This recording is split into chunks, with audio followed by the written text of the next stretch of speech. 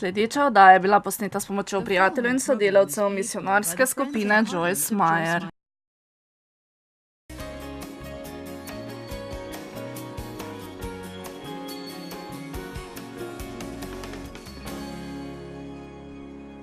Danes vam želim govoriti o tem, da se začnete čuditi življenju. Mislim, da velikokrat opustimo to, kar bi lahko bilo za nas nekaj sanjsko posebnega in ostanemo na preveč splošnem področju.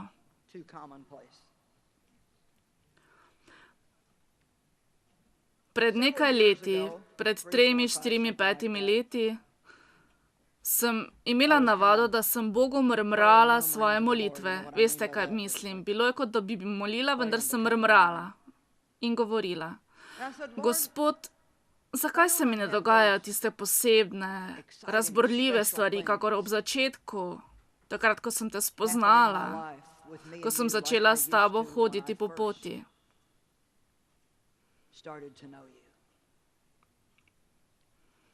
Nikoli ne bom pozabila, ko je Gospod govoril mojemu srcu tako jasno. On mi je odgovoril: Joyce, jaz še vedno počnem iste stvari, samo ti si se tega preveč navadila. Spominjam se dni, ko sem odprla Sveto pismo in sem zagledala odlomek, ki je bil ravno pravšnji za tisti dan in sem bila pri tem zelo navdušena. Veste, Bog mi sedaj ves čas govori, tako da se pustim voditi duhu, poslušam njegovo besedo, čutim njegovo prisotnost in da sem si upala reči Bogu, zakaj nič ne storiš v mojem življenju. Čutim, da bo danes za vse nas nekaj zelo, zelo dobrega. Glede tega sem zelo navdušena. Seveda sem mesece in mesece študirala, da bi vam posredovala to Božjo besedo.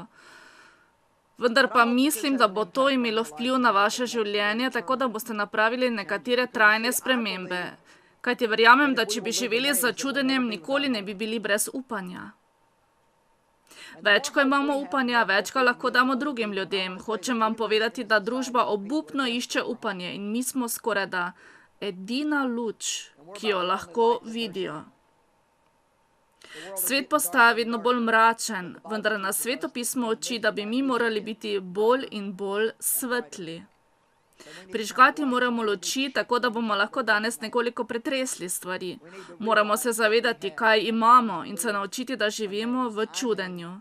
Tako da gledamo okrog z odprtimi ustmi in široko odprtimi očmi. To je storil Bog. Dajte no, dajmo Bogu čast. Zdi se precej smešno, če rečem, da smo se navadili na Boga. Tako veliko stvari imamo na razpolago. Veste, sploh ne vemo, koliko različnih izdaj Svetega pisma lahko prebirate. Verjetno imam doma 50 ali 75 izdaj Svetega pisma, CD-je, DVD-je, najrazličnejše zvrsti glasbe, kar si lahko zamislite. Lahko sedite pred televizijo in samo preskakujete od enega do drugega kanala in se pritožujete nad tistimi, ki jih ne marate ali pa se z njimi ne strinjate.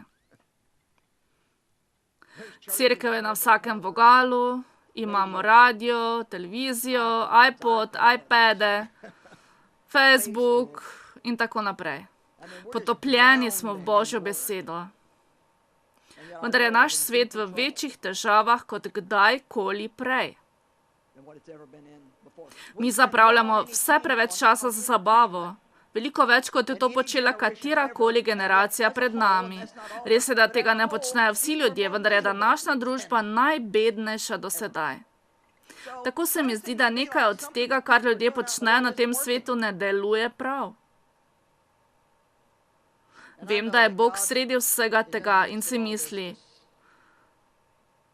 ko bi bili vsaj malo bolj pozorni. Ali vam lahko nekaj povem? Bog deluje v našem življenju veliko bolj, kot se mi zavedamo tega.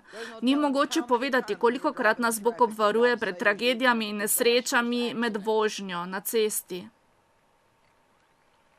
Ni mogoče tega povedati, kolikokrat nas Bog v obdobju enega leta reši in obvaruje naša življenja. Njegov angel nas vedno spremlja. Imamo moč Svetega Duha, ki nas vodi in nas usmerja.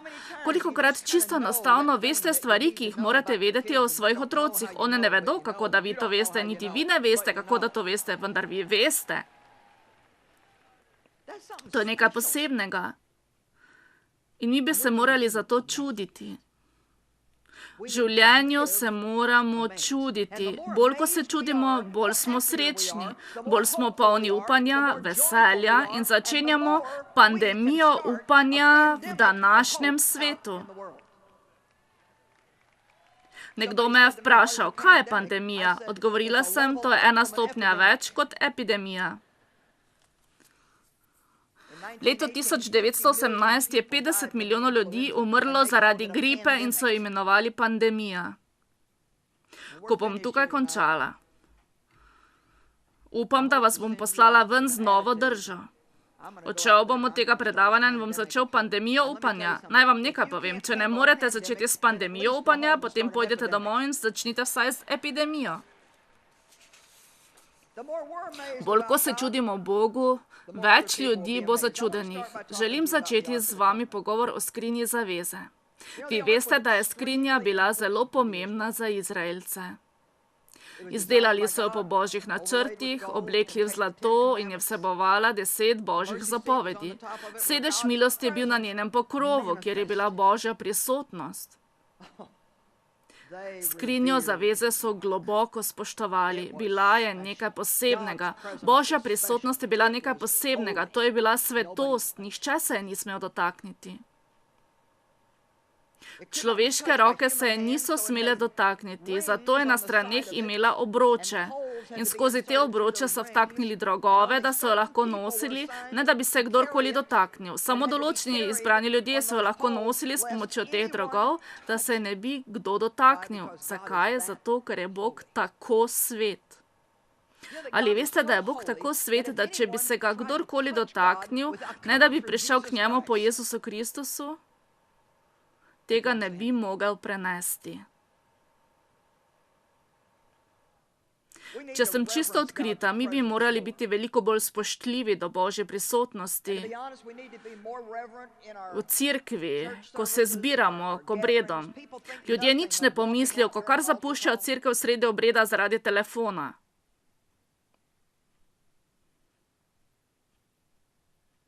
Po resnici vam povem, ko grem v Indijo in predavam, ne vem niti, kako to lahko zdržijo, vendar ljudje vztrajajo in sedijo na tleh. Ponavadi imamo 4 predavanja, eno za drugim, in ljudje sedijo po 5 ali 6 ur in niti ne pomislijo, da bi se vstali in šli na stranišče. V Ameriki je kaj takega nemogoče. Mi moramo imeti vsaj 3-krat odmor, na razpolago pijačo, poslati sporočila svojim prijateljem, opraviti nekaj klicev, oditi ven na dobro kavo. Vidite, to se zgodi, ko imate nečesa toliko na razpolago, ko niti več ne veste, kako bi to uporabili. Vse začnete jemati kot samo po sebi umevno, ne veste več, kako bi to cenili. Izraelci so vzeli skrinjo zaveze, kamorkoli so se napotili, kajti zanje je pomenila Božjo prisotnost. In Bog je vedno hodil pred njimi, nikoli zadaj, vedno so skrinjo zaveze nosili spredaj. Dobro, kaj pa vi mislite, kakšno je sporočilo? Bog bi moral biti vedno spredaj in nas voditi in mi bi mu morali slediti. Skrinjo zaveze so nosili v boj in Bog je stopal pred njimi. Oni so mu sledili in so tako sledili Bogu. Ko so tako ravnali in obogali Boga, so zmagali v vsakem boju. Namreč, če mi dopustimo, da Bog stopa pred nami, se bo on bojeval za nas. Ko so Jozue in Izraelci bili pripravljeni, da prečkajo reko Jordan, da bi tako dospeli v obljubljeno deželo, so izbrani duhovniki stopali pred njim in nosili skrinjo zaveze. To je bila Božja prisotnost. Ko so njihova stopala stopila v vodo, se je reka ustavila, da so Izraelci lahko prečkali reko. Če vi želite, da Bog razdeli vodovje, vzamite njegovo prisotnost kamorkoli greste in pustite, da vas on vodi. Pustite se voditi. Mi se ne bojimo nepokorščine Bogu, tako kot bi se morali. No, vem, da mi je Bog naročil, da tega ne počnem, vendar Verjetno tega ne bi smela storiti, ampak ko so Izraelci vzeli Božjo prisotnost za samo po sebi umevno in so postali preveč domači z njo, beseda domač v tem smislu pomeni nekaj navadnega, splošnega, nič več posebnega. Ko so Izraelci jemali Božjo prisotnost kot samo po sebi umevno, so postali preveč domači z njegovim blagoslovom in se niso več čudili. Sovražniki so jih začeli premagovati. Filistejci so prišli in jim vzeli skrinjo zaveze. Ko je duhovnik Eli slišal, da so Filistejci vzeli skrinjo zaveze, se je zgrudil mrtev. Samo predstavljajte si sedaj to. On je bil tako pretresen, da ni več Božje prisotnosti med njimi, da ga je to ubilo. Zgrudil se je mrtev. Ko je njegova snaha, ki je bila noseča, slišala o izgubi skrinje zaveze, je dobila porodne bolečine in rodila sina ter mu dala ime Ikabod, kajti odšlo je veličastvo iz Izraela. Vidite, mi nimamo časa, da bi se igrali v cerkvi. Božjo prisotnost bi morali postaviti v našo sredo, kamorkoli se napotimo, pa tudi, če to pomeni, da moramo včasih malo kričati ali reagirati nenavadno, naj bo tako.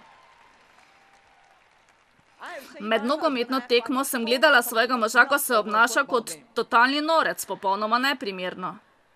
Kaj šele moj sin? Zakaj se jaz ne bi mogla obnašati na podoben način za Boga? On vas je oživil, ko ste bili mrtvi v grehih. On vas ni napravil okostenelih.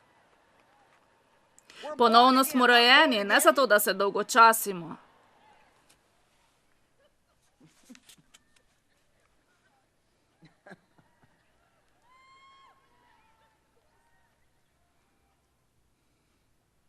Ne bodite preveč domači s tem, kar bi moralo biti za nas izreden vir začudenja.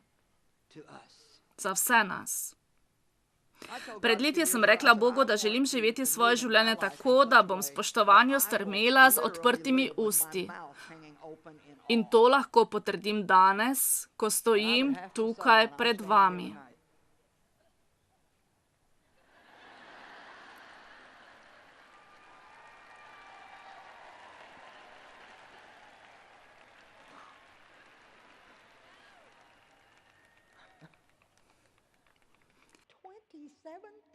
$27,000. 27,000 ljudi je prišlo danes na to srečanje.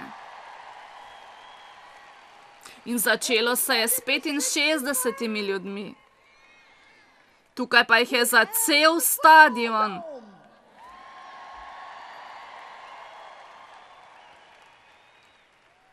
To srečanje prinaša temu mestu drugi največji zaslužek v letu.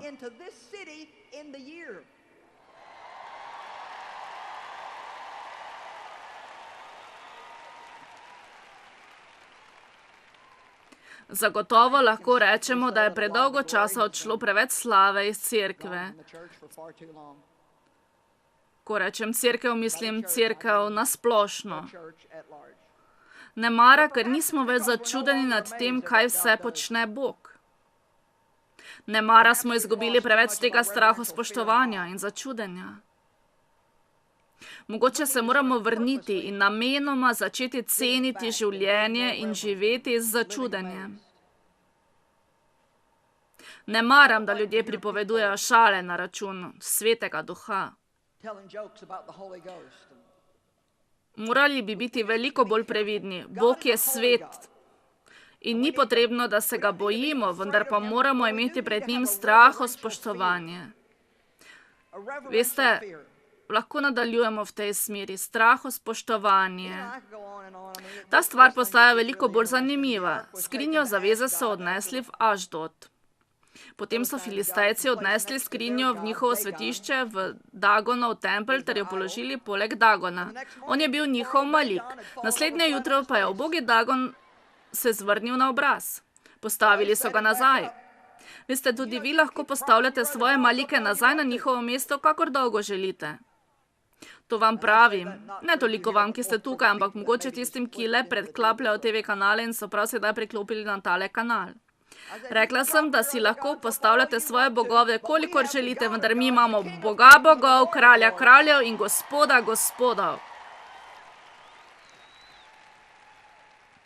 Torej, postavili so Dagona nazaj in naslednje jutro je Dagon ležal pred Gospodovo skrinjo z obrazom na tleh, njegova glava in obe roki sta bili odlomljeni, samo Dagonov trup je ostal cel.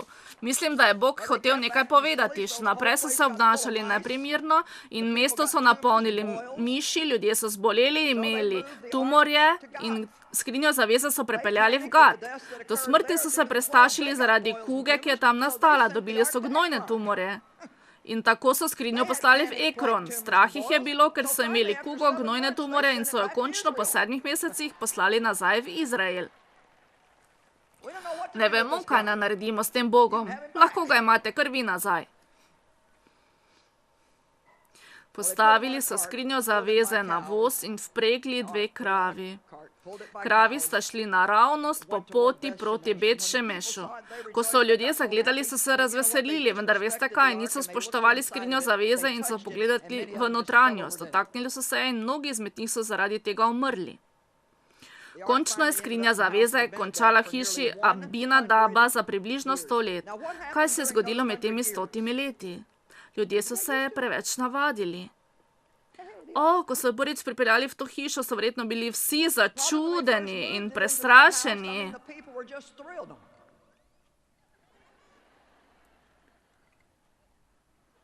Božja skrinja zaveze je v moji hiši. Tako naj bi bilo na začetku. Vsi moji grehi so odpuščeni. Bog se jih nič več ne spominja. Jaz sem nova stvaritev, ravnam po Božji pravičnosti, Bog se ne jezi name, v nebesa grem, napolnjen sem Svetim Duhom.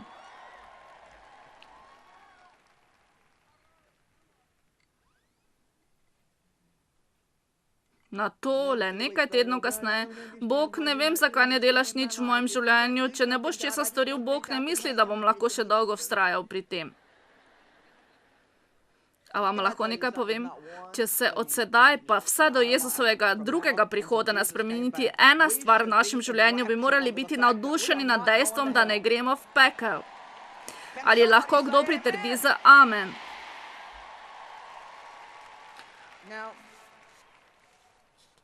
Ta skrinja zaveze je bila tam in ljudje so se navadili na to dejstvo. Mogoče niso niti pobrisali praha z nje. Mogoče so imeli nekje v zadnji sobi in končno so zaprli vrata sobe in niso polagali na njo nobene pozornosti. Tole bom vzela za primer. To je preliv za solate. Rekli boste, kaj ima opraviti preliv za solate z našim čudenjem nad Bogom?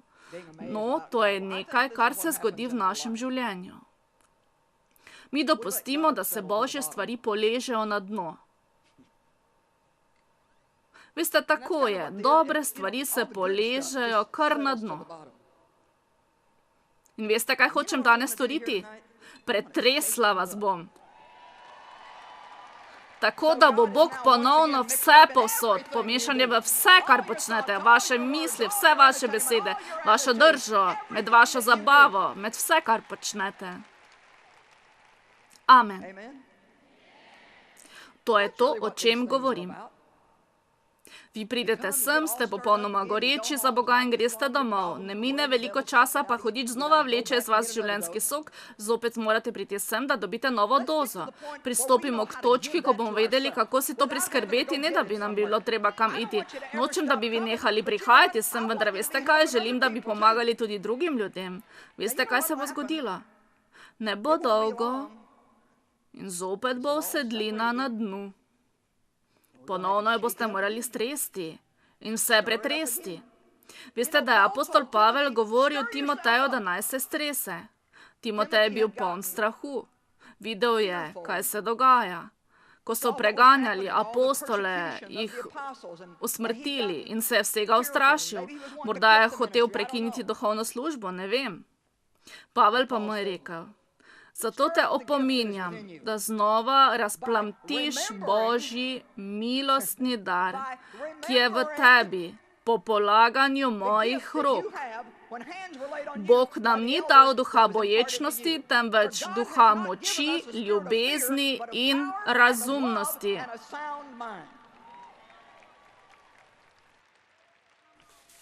Veste, mi vse čas govorimo, ne da bi se ozirali na preteklost, vendar naj vam nekaj povem, so stvari v preteklosti, ki se jih moramo spominjati.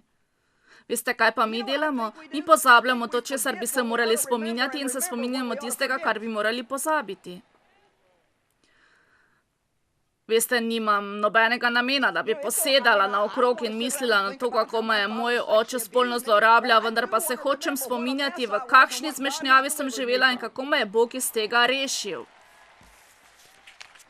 David ves čas govori, če ste ga kdaj slišali, kajti največji problem, ki ga imamo v Ameriki, je, da smo pozabili velike in mogočne stvari, ki jih je Bog storil za nas in kako je porodil ta narod, kako ga je porodil z nekim namenom. Narod je bil rojen in uresničen na Božji besedi, na sami Božji besedi, ki je sveta in neprimerna za nemoralne ljudi.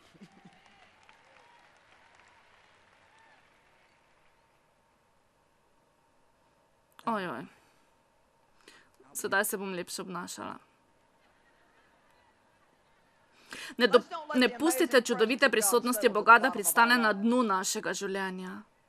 Ne dopustite, da bi se Bog ustalil nekje tukaj doli. Seveda, saj smo odrešeni in hvala Bogu se lahko k njemu zatečemo, ko smo v težavah. Tako sem že utrujena poslušati ljudi, ki prihajajo k meni in mi govorijo, da se je njihovo življenje zrušilo in imajo vse te težave. Nekoč so bili ljudje, ki so stalno hodili v zmagi, vendar se niso več posvečali Božji besedi. Prenehali so se posvečati Bogu, niso več hodili v cerkev, da bi bili z drugimi verniki. In potem so se začele težave. A vam lahko nekaj povem? Karkoli morate storiti, da nekaj prejmete, morate isto delati tudi, da to obdržite. Iste stvari morate opravljati, da jih obdržite. Amen.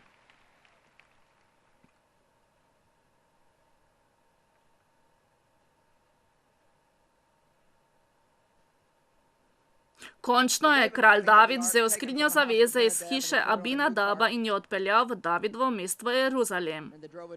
Vendar pa se niso držali prvotnih navodil, da bi vtaknili drogove v obročke na skrinji zaveze, tako da se ne bi nihče dotaknil.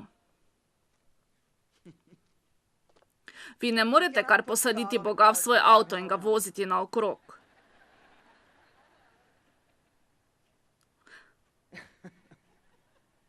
Nekateri izmed vas bi izvrstno delovali, če bi lahko drveli naokrog z Bogom na voznikovem sedežu. Poslušajte me, če bi se naučili, kako čisto enostavno sledite čudovitemu vodstvu Svetega Duha. Naše življenje ne bo delovalo vse dotlej, ko ga mi sami poskušamo voditi. Uza je iztegnil roko k Božji skrinji in jo podržal, ker sta jo vola nagnila in zgrudil se je mrtev. Nočem, da bi si vi zapomnili to, kar rečem narobe. Vem, da živimo v obilici milosti, kajti Bog je tako milostljiv in nas tako zelo ljubi. To je čudovito in jaz ne bi hotela živeti v kakšnem drugem času, vendar veste kaj? Za nas bi morda bilo dobro vsake toliko časa, če bi nas kdo malo klofutnil. Ne vem vsega, kar je bilo v ozadju s Hananijo in Safiro, vendar sem prepričana, da je pretreslo vso cerkveno skupnost, ko sta lagala Svetemu Duhu in se mrtva zgrudila. Vse, kar vem, je, da živimo v času, ko Bog že tako dolgo trpi vse skupaj, da sem zelo začudena.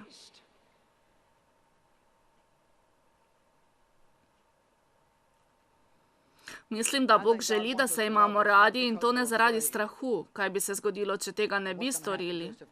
On želi, da ga ljubimo, ker je on čudovit, ljubezniv, presenetljiv, krasen in izvrsten. Hočem vam nekaj povedati, ne samo, da ljubim Boga, jaz sem zaljubljena v Jezusa. On mi pomeni vse.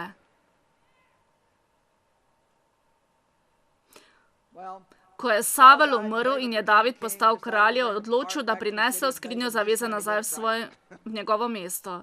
Tistikrat je ravnal prav. Veste, ko imamo enkrat dovolj težav, se tako usmirjamo, da začnemo ravnati prav.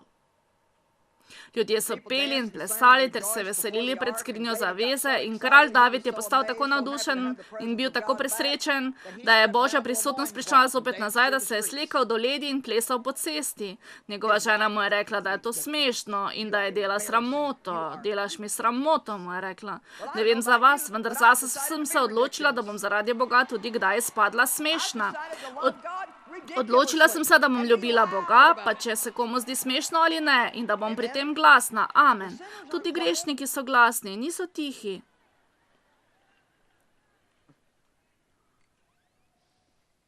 Apostol Pavel je govoril v drugem pismu o različnih krajih, kjer je razplamtel med ljudmi vero, tako da so se začeli spominjati pravih stvari. Pravih stvari.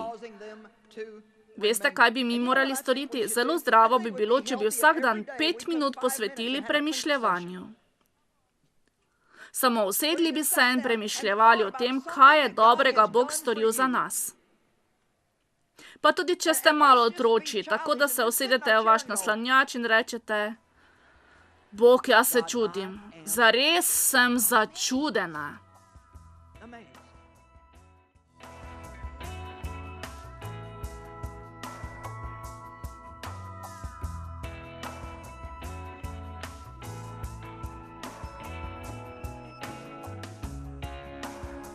Predvajana oddaja je bila plačana s strani prijateljev in sodelavcev misijonarske skupine Joyce Meyer.